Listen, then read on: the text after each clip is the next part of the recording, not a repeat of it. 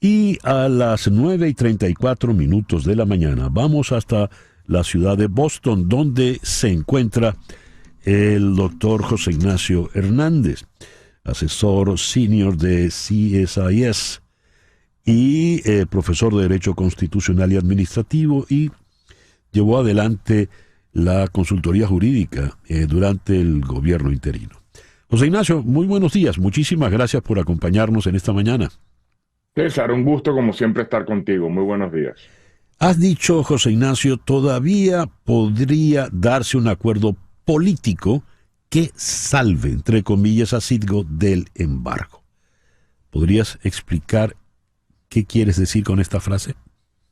Con gusto, César. Me llama la atención en algunos análisis que se han venido haciendo en la prensa, sobre todo venezolana, que se está haciendo la autopsia de un cadáver, Citgo, cuando lo cierto es que Citgo todavía no está liquidada, Citgo todavía no está muerta, Citgo sigue siendo una filial de PDVSA. Lo cierto es que bajo las condiciones actuales, muy probablemente la Corte de Delaware ordene la venta judicial forzada de las acciones de la empresa matriz de Citgo, PDV Holding, hacia el segundo semestre de este año. Pero ese no es un resultado inevitable. Todavía sería posible diferir e incluso evitar esa venta forzosa, esa venta judicial, pero la primera condición necesaria, no suficiente, para que esa venta pueda de nuevo diferirse o suspenderse, es que haya un acuerdo político, primero dentro de las fuerzas de la oposición, reunidas en la así denominada plataforma unitaria, y segundo, con el régimen de Nicolás Maduro dentro de las conversaciones mantenidas en México. José Ignacio, ¿por qué es necesario un acuerdo entre las fuerzas opositoras? En otras palabras, la pregunta es, ¿por qué no están de acuerdo ellas? ¿Qué es lo que las enfrenta?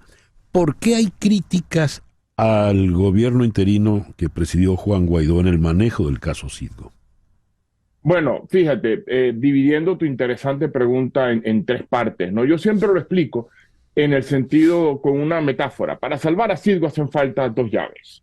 Una la tiene Maduro, control del territorio, control de la hacienda pública, ingresos petroleros, César. Hay que recordar que Maduro o la posición fiscal de Maduro ha mejorado notablemente a resultas de las licencias petroleras. Entonces Maduro tiene esa llave y eso se necesita para renegociar reclamaciones que pueden llegar hasta los 140.000 millones de dólares. Por el otro lado, la Asamblea Nacional plataforma unitaria tiene la otra llave, que es la representación legal de Venezuela y PDVSA en Estados Unidos. Si esas dos llaves no van juntas, simplemente no va a poder salvarse Citgo. ¿Por qué no se ponen de acuerdo? Yo creo que para el régimen de Maduro, Citgo es básicamente una bandera política, le interesa un proceso de venta judicial de Citgo. ¿Por qué? Porque puede responsabilizar a la oposición y por otro lado, la oposición, a decir verdad, no ha logrado ponerse de acuerdo en una estrategia definida para no solo atender la emergencia de Citgo, sino atender la crisis de la deuda pública externa venezolana, que ya cumple 10 años. En la dinámica política venezolana, por lo visto, hay una especie de rebatiña de culpas, ¿verdad? Pocos asumen responsabilidades, pero sí reparten muchas culpas. ¿Qué hizo, o mejor dicho, qué dejó de hacer el gobierno interino en el caso Citgo?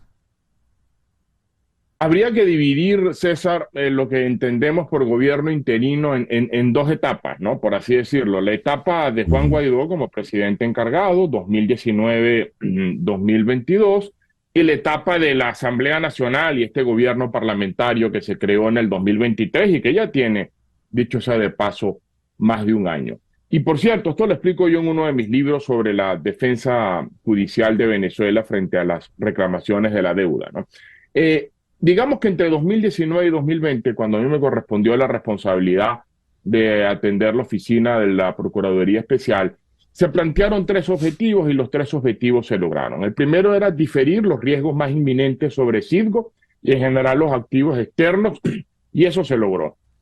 Por supuesto, recalco la palabra diferir, porque la solución de fondo pasaba por la renegociación de la deuda que requería por supuesto, una transición política, que nunca se dio. Entonces se lograron diferir los riesgos más inminentes. Se colocaron en orden todos los juicios que estaban en un estado caótico, luego de que Maduro unilateralmente decidiera incumplir la deuda en 2017, y en tercer lugar se definieron los lineamientos de la renegociación de la deuda. Pero obviamente, César, en el 2020, cuando ya se sabía que no se iba a dar ese cese de la usurpación de manera tan expedita como se necesitaba, allí ha debido cambiarse esa estrategia, porque los riesgos no pueden diferirse para siempre. Y lo cierto es que la estrategia no se cambió, como parte de lo que yo he calificado severas fallas de gobernanza política entre la Asamblea Nacional y el presidente encargado.